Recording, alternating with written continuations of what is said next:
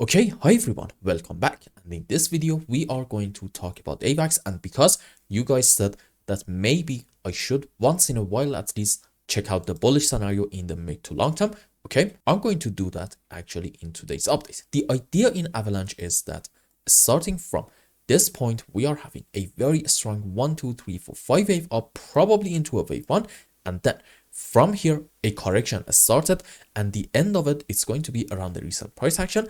I would say probably a bit lower, and overall, again, you want to remember this is a correction for wave 2, and after it's over we can expect another beautiful phase of the bull run into wave 3, 4, 5. And by the way, I think just in this move into our wave 3, we can expect AVAX to set an all-time high and take the highest high all the way up here, somewhere around, let's say, $160. So in terms of overall structures, I think we are still looking absolutely optimistic, and there's, for now at least, nothing to be worried about. But whether in the short term we have hit the bottom or not, that's kind of a bit of a different story. You see, at the moment we can consider two different scenarios, and by the way, we should be able to come up at any given moment with a bullish and also a bearish possibility at the same time, in the interest of being 100% objective.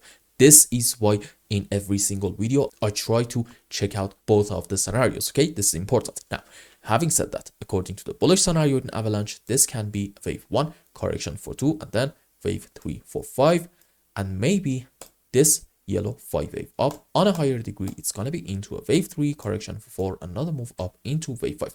This, for now at least, is the best possibility that I can think of if I want to be optimistic in AVAX and say the final low is already in. Now, let's talk about the bearish scenario, because if you remember in the previous video, we were right in here, and I said I want to see in AVAX from here a very strong recovery in order for me to remain absolutely optimistic and say maybe this was just a correction structure. And what I do not want to see is from here, or maybe a bit higher, a consolidation pattern and then another move on the downside. So what happened? Unfortunately, this scenario, and now this kind of makes me say that maybe instead of an ABC zigzag starting from the highest high, we are having a 1, 2, and then 1, 2, 3, 4, 5 wave down into wave 3, correction for 4.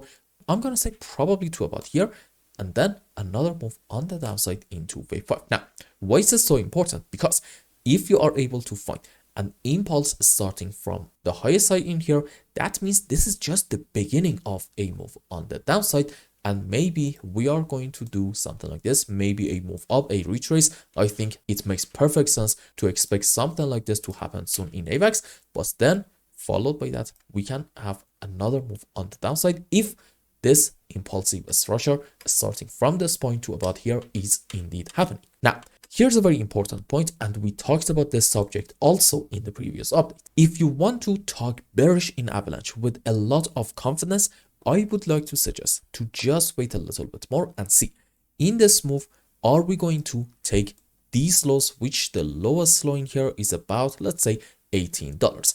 Why is this so important? Because in case in Avalanche we are going to have a move down and take all the lows, at that point this structure on the upside is going to look a hell of a lot like an A, B, C, and not a 5 wave off of the lowest low, which to me this says maybe in Avalanche we are going to have, starting from here, 5 down into 1, correction for 2, after it big move down into wave 3, 4, 5, and in this phase we may take the lowest low down here about $15.50.